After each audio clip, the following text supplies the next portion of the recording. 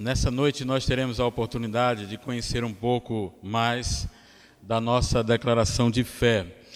E quem vai ter esse desafio, que realmente foi um desafio, será o pastor Ney Ladeia. Pastor Ney, que os irmãos já conhecem muito bem, ele que é baiano e que tem já estado no nosso estado já desde o ano de 84, quando ele chegou aqui para cursar o seu curso aqui em nosso seminário. E de lá para cá, desde 84, ele tem se envolvido com a obra missionária em nosso estado, tendo sido, inclusive, presidente da nossa convenção, diretor executivo da nossa convenção, num trabalho direto à frente do povo batista de Pernambuco, há mais de 15 anos de serviço diretamente à frente do nosso trabalho. Então, o pastor Ney tem sido uma bênção para a nossa convenção e hoje ele terá a oportunidade também de nos abençoar. E a ele agora, com alegria, nós passamos a palavra nessa ocasião.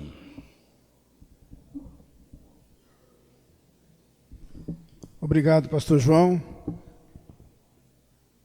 Parafraseando o nosso presidente da Convenção Batista Brasileira, quero deixar meus parabéns também para o pastor João Marcos, que hoje completa mais um ano de vida.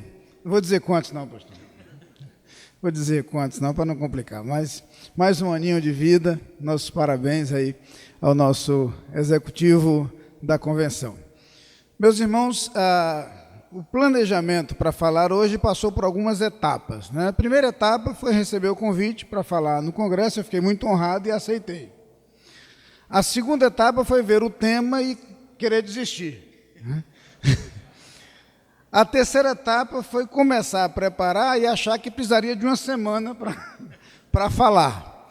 Mas não sei se os irmãos observaram, mas o tema proposto é o desenvolvimento das confissões de fé cristãs e a declaração doutrinária da CBB. Então, uma semana, a gente correndo bastante, a gente conseguiria. Eu acho que a gente conseguiria dar conta. Mas minha preocupação maior nem foi essa. A preocupação maior foi dar conta de um tema como esse, sem ser especialista em história, como temos alguns aqui, doutores em história da teologia, e precisei realmente me esforçar e recorrer a alguma ajuda para tentar organizar o pensamento. Peço aos irmãos que caminhemos juntos. Vamos tentar fazer uma breve viagem, tentando refletir um pouco sobre alguns aspectos das confissões de fé cristãs, das declarações doutrinárias, tentando aterrissar na declaração doutrinária da Convenção Batista Brasileira, pelo menos destacando aqueles que são seus pontos principais. Mas eu queria tomar como ponto de partida um versículo da Palavra de Deus encontrado na primeira carta de Pedro, no capítulo 3, no versículo 15. Certamente os irmãos conhecem bastante esse texto. E o apóstolo Pedro escreve em sua primeira carta a seguinte proposta: antes, santificai ao Senhor Deus em vossos corações e estais sempre preparados para responder com mansidão e temor a qualquer que vos pedir a razão da esperança que há em vós. Gosto desse texto porque ele nos lembra que a nossa esperança é razoável, que a nossa esperança tem razão de ser, que a nossa fé é coerente, e que aquilo que nos é proposto nas Escrituras e aquilo que nos é proposto em nosso relacionamento com Deus, não é que fujamos da racionalidade, da lógica e da capacidade intelectual para abraçarmos cegamente um conjunto de ideias que nos é transmitido por alguém. Não é isto que nos é proposto pelo verdadeiro Evangelho. As Escrituras nos propõem o conhecimento de Deus, o conhecimento das verdades a respeito de Deus, e a partir daí, numa visão consciente e coerente, um posicionamento que nos outorgue firmeza, razão para viver, mas também coerência na mensagem que nós pregamos. Esta segurança faz com que coloquemos lado a lado toda a profundidade e alcance da fé, com a transcendência que lhe é natural, e toda a racionalidade e firmeza da razão, capacidade que Deus nos dá para pensar, para racionalizar, para entender e para explicar. O que nos é proposto é que estejamos sempre preparados para responder a quem nos pedir a razão da esperança que há em nós. Proponho-vos, portanto, uma caminhada racional, uma caminhada lógica, uma caminhada que busque coerência. Nessa viagem, algumas estações, e vamos tentar viajar aí por alguns séculos, quase a velocidade da luz. Começaremos numa primeira parada, nos chamados concílios ecumênicos. Estamos aí entre o século IV e o século VIII da história da igreja cristã, quando os primeiros concílios aconteceram, e a igreja se reunia para discutir temas controversos, e a partir daí começar a formular credos. Desses concílios nasceram os primeiros credos, as primeiras declarações de doutrina, os primeiros conceitos teológicos sistematizados. Entre eles, historicamente, destacaria, claro, o concílio de Nicéia, concílio niceno, acontecido em 325. Aliás, nesses primeiros concílios, a grande controvérsia era em relação à natureza de Cristo. Especificamente, o concílio de Nicéia tratou da controvérsia chamada ariana. Ário questionava a integridade da natureza divina de Jesus. Para os arianos, para Ário e seus seguidores, Jesus não era plenamente Deus. Era como que um Deus menor, um Deus criado. No concílio de Nicéia, esse assunto foi discutido e o pensamento ariano foi rejeitado.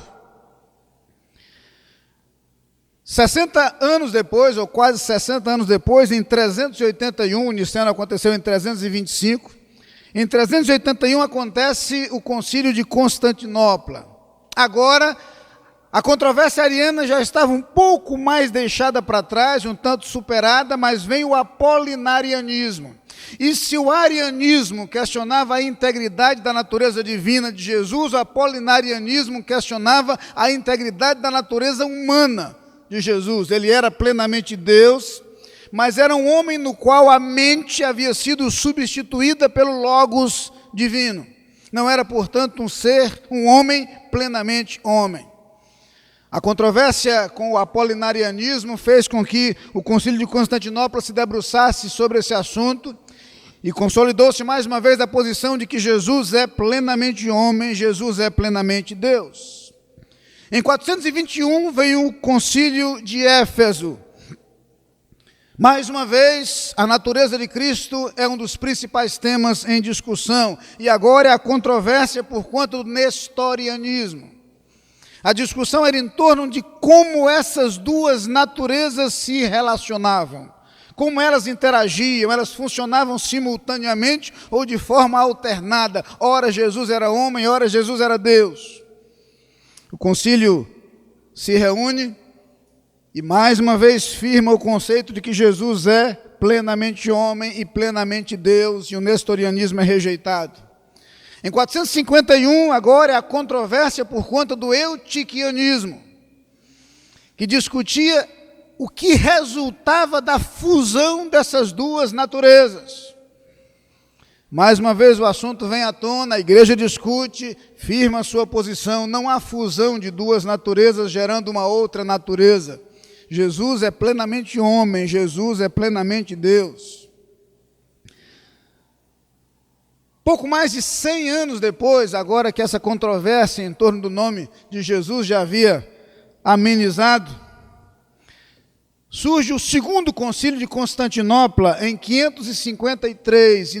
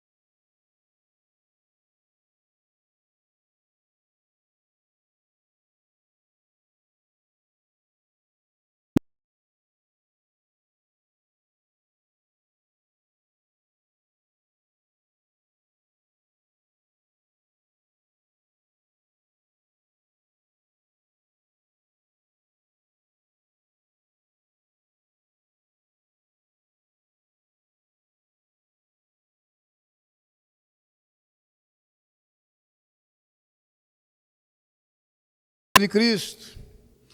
Até que em 787 ocorre aquele que é conhecido como o último concílio universal, o último concílio ecumênico universal, em que se volta a Nicéia, a sede do primeiro, e nesse segundo concílio de Nicéia, de 787, o assunto agora é outro, a discussão se dá em torno do uso de imagens nas igrejas. Estão ali aqueles que defendiam o uso de imagens para adoração, os que não aceitam o uso de imagens para adoração, os que defendem a tese de que as imagens não são adoradas, são veneradas, são duas coisas diferentes, e nós conhecemos o modo como essa controvérsia até hoje ainda rola por aí.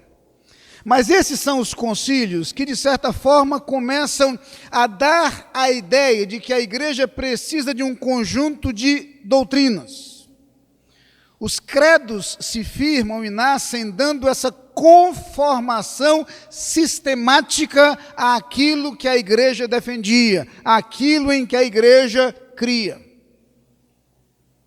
E esses 7 concílios ecumênicos foram de tempos ainda do primeiro milênio e ainda anteriores a todos os problemas que se sucederam nos primeiros séculos do segundo milênio, que desembocaram agora em nossa segunda estação. Nossa segunda estação da viagem é a Reforma Protestante. Esta ocorrida aí no século XVI. Amanhã se celebram os 498 anos daquele dia em que Martinho Lutero afixou na Catedral de Wittenberg as 95 teses questionando as posições da igreja instituída então. Mas o que mais nos interessa da reforma e nos é precioso são os chamados 5 pilares da reforma. Para os reformadores havia alguns conceitos que eram fundamentais e que precisavam ser resgatados porque era deles que a igreja havia se distanciado, comprometendo o evangelho, comprometendo o cristianismo e afastando-se totalmente daquilo que é essencial à pregação do evangelho de Cristo. Entre esses pilares estão a Escritura, portanto não a tradição, mas a Escritura como fonte de nossa fé, a graça, e o grande ponto distintivo do evangelho é a salvação pela graça, uma vez que em todas as propostas religiosas de todos os tempos, em todo o mundo, sempre esteve presente o conceito de retribuição, de recompensa, de conquista, de mérito humano para alcançar a salvação. No Evangelho de Cristo, a salvação se dá pela graça sois salvos. Essa mensagem tinha que ser resgatada. O pilar da fé, essa graça é alcançada, é recebida por meio da fé. É através da fé e somente através da fé que esta salvação é possível, já que nos é outorgada pela graça de Deus. O pilar de Cristo e o cristocentrismo é fundamental à igreja, porque é fundamental à Bíblia. O que confere unidade às Escrituras é a pessoa de Cristo. O que confere unidade ao Evangelho é a pessoa de Cristo. O que confere sentido ao Evangelho e à mensagem é a pessoa de Cristo. E a igreja precisava voltar à centralidade de Cristo em sua vida e em sua pregação. Finalmente, entre os pilares da reforma, a glória somente a Deus. A exaltação a Deus sobre todas as coisas, e a exaltação a Deus como alvo de nossa vida, como alvo de nossa pregação, como alvo de nossa fé, como alvo de nossa existência como indivíduos e como igreja de Cristo. Voltarei a esse tema daqui a pouco, mas precisamos seguir a viagem. Depois dessa segunda estação, a reforma protestante com seus pilares, chegamos a uma terceira estação. Um novo momento de contribuição importantíssima para a consolidação do que é hoje a nossa declaração doutrinária, as confissões da igreja protestante. A igreja que nasceu da reforma, então, passou a formular confissões. E aí pesa não apenas a contribuição da reforma, mas a grande contribuição do movimento puritano inglês, que fez com que alguns conceitos da reforma fossem ainda melhor analisados, fossem mais apurados, melhor sistematizados, e nascessem então as chamadas confissões protestantes. As confissões de fé da igreja protestante. Estamos agora nos séculos 6, o 16º e 17º, séculos 16 e 17.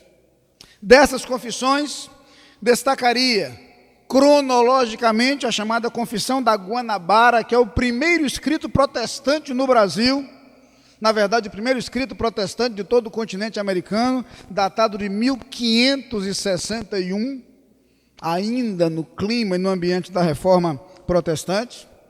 Mais tarde, mas ainda nesse mesmo período, a Confissão de Fé francesa, e aí graças à influência, sobretudo, de Calvino. Ela foi formulada inicialmente pelo próprio Calvino e Saint-Pierre de Chandet, e depois esse material elaborado por eles é trabalhado, e 35 artigos são formulados na Confissão de Fé francesa, na verdade de 1557. 10 anos depois surge a Confissão de Fé escocesa, e aí há um detalhe interessante, a participação governamental. A Confissão de Fé escocesa é aprovada pelo parlamento escocês. A rainha inicialmente a recusa, mais adiante a confissão acaba se tornando lei na Escócia, e esta confissão acaba valendo por muito tempo naquele país, até ser substituída pela Confissão de Westminster. Uma quarta dessas confissões é a Confissão de Fé belga, de 1567, holandês. E, finalmente, dentre as mais importantes, se destaca a Confissão de Fé de Westminster, essa datada de 1644, é uma confissão de fé reformada, de orientação claramente calvinista, ainda hoje adotada por muitas igrejas, particularmente igrejas presbiterianas e igrejas reformadas em redor do mundo, ainda presente nos dias de hoje. É quase que um manual de teologia em 33 capítulos. Até que nós chegamos, em 1689, à Confissão de Fé Batista. Essa Confissão de Fé Batista é fortemente influenciada pela visão reformada, pelo pensamento calvinista, muito semelhante em alguns aspectos à Confissão de Fé de Westminster e à Declaração de Savoy, e foi escrita por puritanos. Lembrando, só para abrir um parênteses, que nessa época há grande controvérsia entre batistas gerais e batistas particulares. Sei que vocês já conhecem bem isso, mas só para lembrar a distinção entre batistas gerais e batistas particulares, havia aqueles calvinistas que defendiam a tese de que a expiação de Cristo havia sido limitada, uma expiação direcionada aos eleitos. Esses eram chamados batistas particulares. E aqueles que entendiam que a expiação era ilimitada, expiação extensiva a todos, conquanto efetiva apenas para os que creem. Esses eram chamados batistas gerais. Essas confissões de fé, que nasceram a partir das igrejas reformadas, acabam sendo mais um passo em direção àquilo que nós temos hoje como nossa confissão ou nossa declaração de fé batista. Mas antes de chegar a ela, uma quarta estação. Quais seriam as principais marcas do pensamento batista? Em todos estes elementos, e extraindo dessas contribuições históricas, valores, princípios, conceitos e ideias, como poderíamos mencionar alguns elementos como identificadores do pensamento batista e da doutrina batista? Eu diria, irmãos, que o primeiro desses indicadores precisaria ser sua identificação com os pilares da reforma. Por isso diz que voltaria a eles. Vejam bem, A chamada sola fide, primeiro dos pilares da reforma, só a fé, é para os batistas um conceito indiscutível e inegociável. Entendem os batistas que a salvação jamais poderá ser conquistada pelo mérito humano, jamais poderá ser construída por atividades humanas, jamais poderá ser adquirida por esforços humanos. A salvação jamais poderá ser conquistada pelas boas obras. E a palavra de Deus é muito clara ao mencionar isso. Nenhum mérito nosso jamais será suficiente. Nenhum esforço nosso jamais será suficiente. Nenhuma tentativa humana jamais será suficiente para termos acesso à salvação. Só a fé. O que significa dizer, por um lado, que a fé é exclusiva e, por outro lado, que a fé é suficiente. É pela fé, somente pela fé, mas totalmente pela fé, que podemos ter acesso à salvação. O outro pilar, sola Escritura, fala da exclusividade da Escritura. E os batistas, nesse ponto, são rigorosos. Não pode haver espaço para acréscimos decorrentes da tradição, que sejam considerados no mesmo nível de autoridade das Escrituras. Não pode haver espaço para que experiências pessoais ocupem o lugar das Escrituras. Não pode haver espaço para que revelações, as mais diversas, substituam a mensagem pura das Escrituras. Não pode haver espaço para que outras coisas sejam construídas à parte daquilo que a Escritura propõe. É na palavra de Deus, é na Bíblia Sagrada que encontramos tudo quanto precisamos saber e conhecer a respeito de Deus, de sua relação conosco e da nossa salvação. Há quem questione a completude das Escrituras, dizendo que há algumas coisas que a Bíblia não diz. É verdade. Gosto de contar em sala de aula a história daquele indivíduo irreverente e chato, que perturbava muito um crente dizendo isso. Tem algumas coisas que a Bíblia não explica, você vai explicar para mim. Primeiro, eu quero que você fale sobre a mulher de Caim. E aquele senhor calmamente respondeu: olha, não me interessa a mulher dos outros. Eu tenho minha mulher, sou casado. Eu não quero saber de mulher de ninguém. Não, você está fugindo. Eu quero saber quem foi a mulher de Caim, com quem Caim casou. Eu disse: meu amigo, eu realmente não sei. A Bíblia não entra em detalhes da história de Caim, mas eu estou tranquilo, porque quando chegar no céu eu pergunto a ele: ah é? E se ele for para o inferno? Melhor, você mesmo pergunta.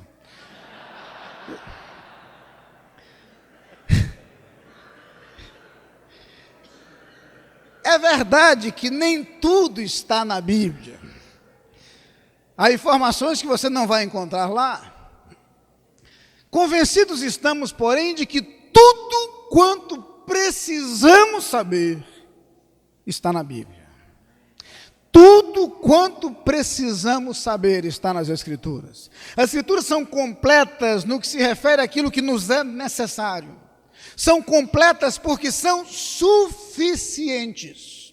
Naquilo que nos apresentam sobre Deus, naquilo que nos dizem sobre nós, naquilo que nos falam sobre o plano de Deus para nós, naquilo que nos falam sobre o nosso relacionamento com o próximo. A completude das Escrituras é extraordinária.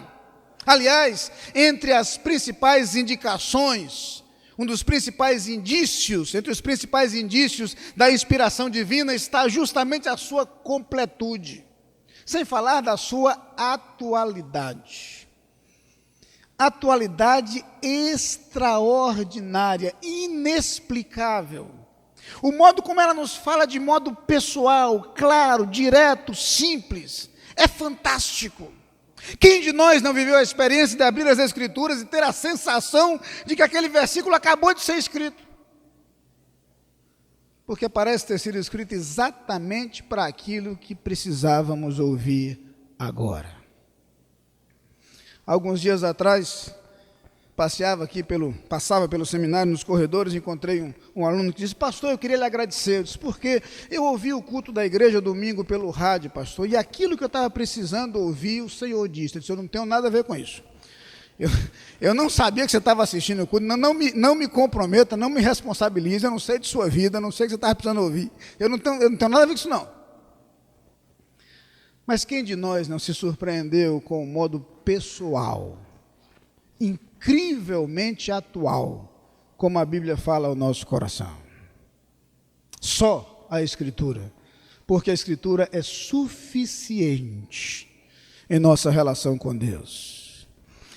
Está ali o princípio da sola gratia, só a graça. Ah, irmãos, como é maravilhoso ser lembrados de que a salvação nos é possível pela graça.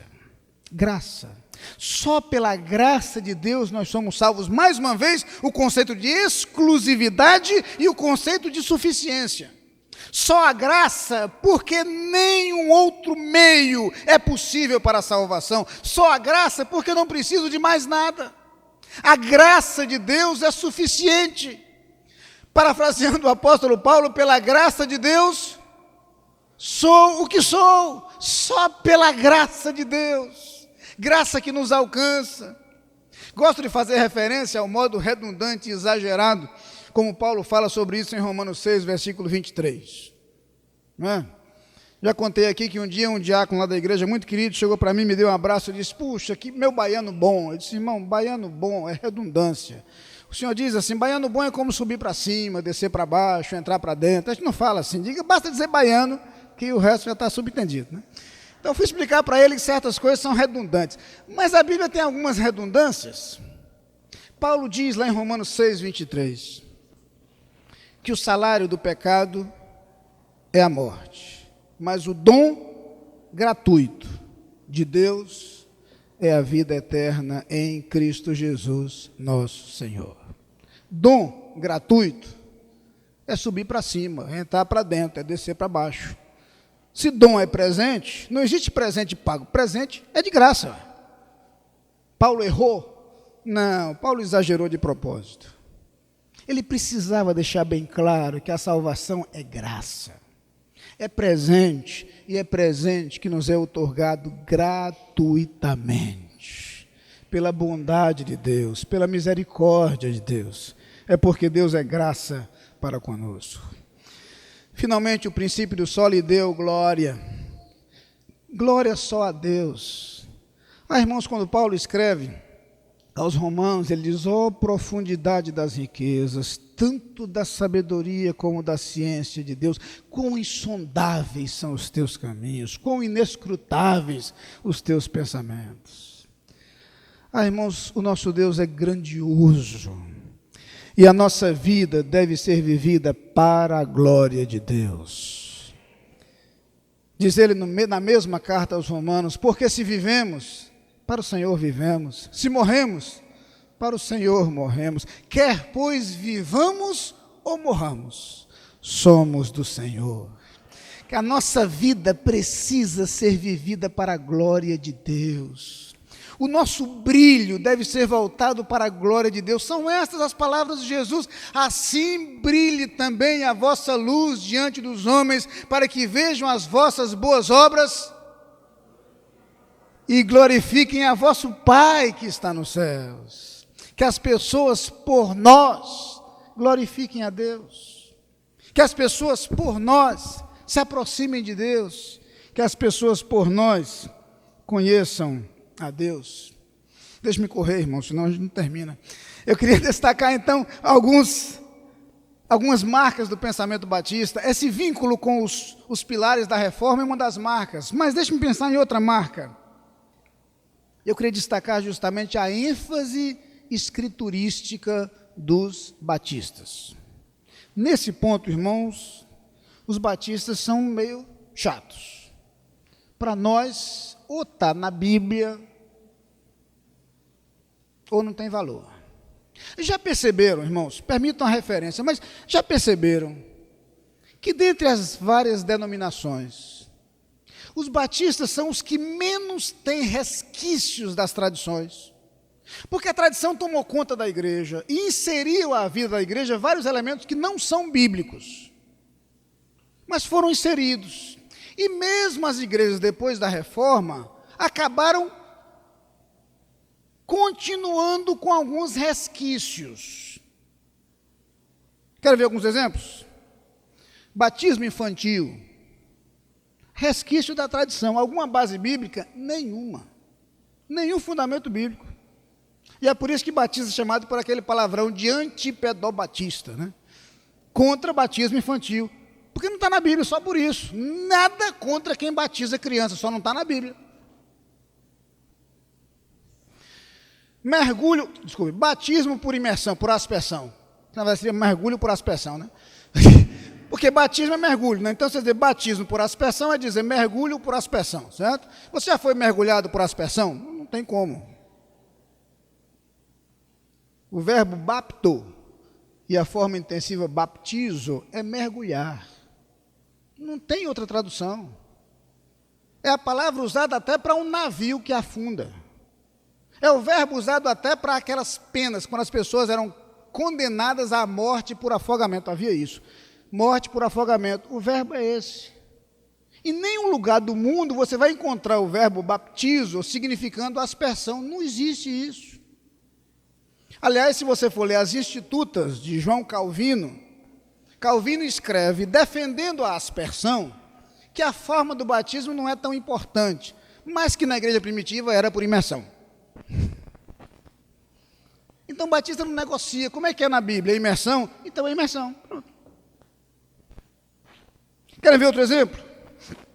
Sacramentalismo. Sacramentalismo tem fundamento bíblico? Não. Não. O que nos abençoa é a relação com Cristo Jesus. Nenhum ato é capaz de nos outorgar graça, seja ele que ato for. Nenhum ato simbólico tem poder miraculoso, sobrenatural. Não. Porque na Bíblia você não vai encontrar isso. Na Bíblia você não encontra atos com poderes sobrenaturais. Você encontra símbolos, memoriais. Aí nós temos a ceia, temos o batismo como símbolos e como memoriais. Conferem graça, são sacramentos? Não. Por quê? Porque não está na Bíblia. Só por isso. A Bíblia não ensina sacramentalismo. Sacrifícios. A Bíblia diz, Deus diz, misericórdia quero e não sacrifícios. Sacrifício não faz sentido. Sacrifício significa dizer que o de Cristo não foi suficiente. Na Bíblia, o sacrifício de Cristo é suficiente.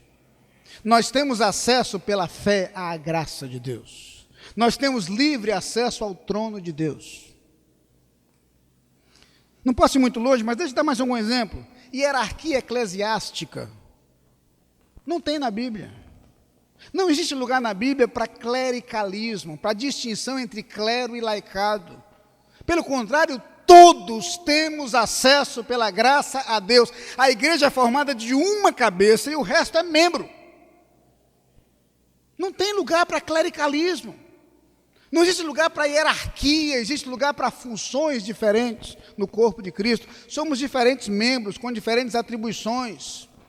É lamentável que alguns que ainda se dizem batistas firam esse conceito essencial. Batista que é batista é anticlerical. Batista que é batista defende o sacerdócio universal do crente. Todos temos acesso a Deus, todos. Não precisamos de mediador. Esse conceito de mediação humana, de clericalismo, é resquício da tradição.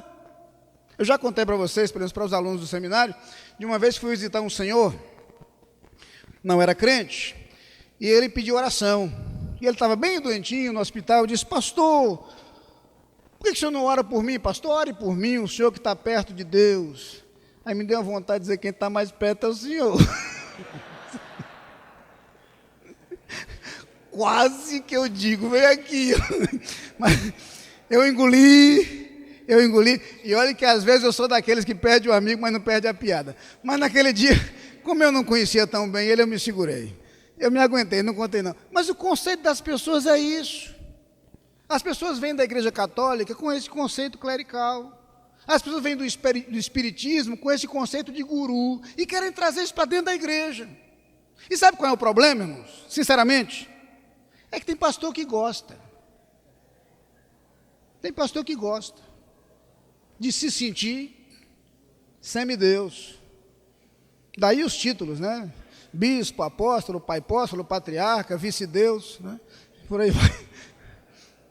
Batista, que é batista, entende que a igreja tem uma cabeça e o resto é membro. Somos membros do corpo de Cristo. Por quê? Porque está na Bíblia, só por isso. Se na Bíblia dissesse que era para ter hierarquia, a gente seria hierárquico. Mas na Bíblia, Paulo reúne os presbíteros e diz: Deus constituiu vocês bispos para pastorearem a igreja. Ou seja, presbítero, bispo e pastor era a mesma pessoa. Só que ele pastoreava, ele aconselhava e ele dirigia a igreja. Por isso ele era chamado de bispo, de presbítero, de pastor, mas não eram 3 cargos diferentes. Por isso ele diz claramente aos presbíteros que eles foram constituídos bispos para pastorear a igreja. Não são cargos diferentes. Então, como na Bíblia está assim, batista é assim. Por que batista é democrático? É simples. Porque na igreja primitiva, na hora de escolher os diáconos, ninguém lá de cima determinou, vai ser fulano, fulano. Não, a igreja se reuniu e escolheu. Porque na hora de mandar os discípulos missionários lá de Antioquia, a igreja se reuniu, orou, o Espírito Santo orientou e a igreja escolheu. Por isso que a gente conta brincando em sala de aula, na primeira igreja batista de Jerusalém, na primeira igreja batista de Antioquia, porque era batista, só pode. Os batistas são escriturísticos, essa é uma marca do pensamento batista. Nós entendemos que aquilo que está nas escrituras deve ser considerado. Outra marca do pensamento batista, seus princípios. E no início da declaração doutrinária da Convenção Batista Brasileira, já no seu preâmbulo, estão os princípios. Primeiro, a aceitação das Escrituras Sagradas como única regra de fé e conduta. Eu tenho uma fonte de regra da minha fé. A minha fé é baseada nessa regra. A minha conduta é baseada nessa regra. As Escrituras, a Palavra de Deus, a Bíblia Sagrada. Segundo, o conceito de igreja como sendo uma comunidade local democrática e autônoma, formada de pessoas regeneradas e biblicamente batizadas. A igreja é uma comunidade democrática. Por que democrática? Porque se todos somos sacerdotes, todos temos liberdade, igualdade. Ninguém tem mais autoridade que outro. Eu sei que tem pastor que tem vontade de dar 2 votos para quem dá o dízimo, né? O irmão que dá o dízimo vota 2 vezes. Quem não dá, vota uma vez só. Não pode, não pode. Na igreja todo mundo é igual, certo? Eu sei que dá vontade de vez em quando, mas não pode, né? Na igreja todo mundo é igual. Somos pelo sacerdócio universal do crente. E nós queremos que a igreja deve ser democrática, porque somos membros do corpo de Cristo. Terceiro princípio, separação entre igreja e Estado. Por quê? Porque entendemos que a igreja tem seu papel e o Estado tem seu papel. E em algum lugar está escrito assim: dai a César o que é de César e a Deus o que é de Deus. Por acaso é na Bíblia.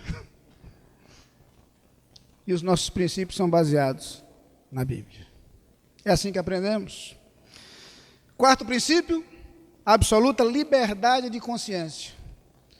O ser humano é livre para escolher o rumo que quer dar à sua vida.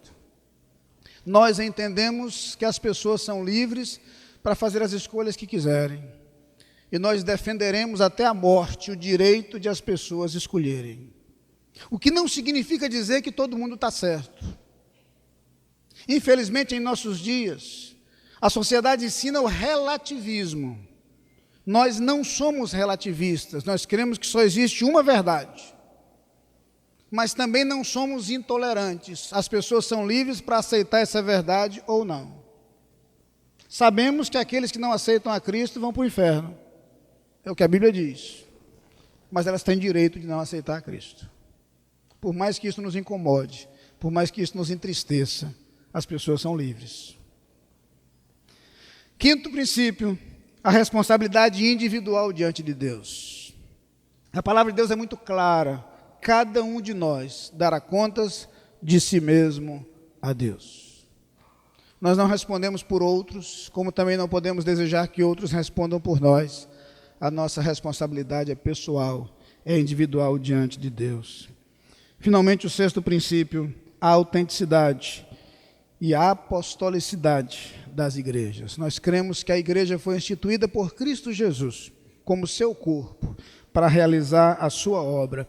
E a obra prioritária da igreja é a proclamação do Evangelho de Cristo. Quem é a igreja? Quem somos nós? A nação santa, a geração eleita, o sacerdócio real, o povo adquirido para anunciar as virtudes daquele que nos chamou das trevas para a sua maravilhosa luz. Onde é que está isso? Na Bíblia, em 1 Pedro 2, versículo 9. Nós cremos que a igreja existe para anunciar o Evangelho de Cristo Jesus. Finalmente, a última das marcas da igreja são suas doutrinas. E aí eu vou terminar onde devia começar. A Declaração Doutrinária da Convenção Batista Brasileira tem 19 artigos. Se você ainda não os leu, leia. Existe uma coisa que me fascina na Declaração Doutrinária. Cada frase da Declaração Doutrinária apresenta qual a fonte na Bíblia de onde ela veio. Cada frase indica de que versículos da Bíblia essa verdade foi extraída. Por nosso apego, nosso cuidado e nosso zelo com as Escrituras. Permitam-me contar uma história bem irreverente a respeito de alguns pastores de diferentes denominações que conversavam, e aí surgiu uma pergunta inusitada. Um levantou uma questão. Se Jesus viesse hoje, para que denominação ele iria? Aí um deles disse, ele iria para a nossa porque é muito mais tradicional, muito mais ortodoxa. Ele iria para a nossa, não vou dizer qual foi. O outro dizia, não, ele iria para a nossa porque a gente é mais fiel ao Antigo Testamento. Jesus, como bom judeu, ele observava o Antigo Testamento. O outro disse, não, ele iria para a nossa porque valoriza o Espírito Santo, foi ele que mandou o Espírito Santo, então ele iria para a nossa. O pastor Batista estava calado, e aí eles incomodados perguntaram, e você não vai dizer nada não? Eu não acho que ele ia mudar de igreja não.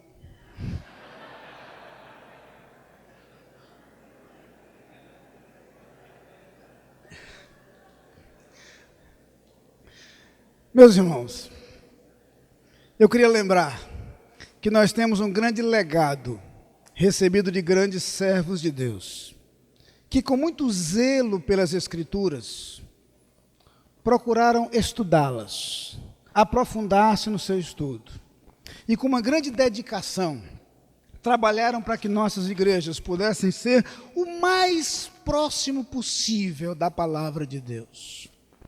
Somos falhos, somos imperfeitos, mas que esse vínculo com as Escrituras seja nosso ideal.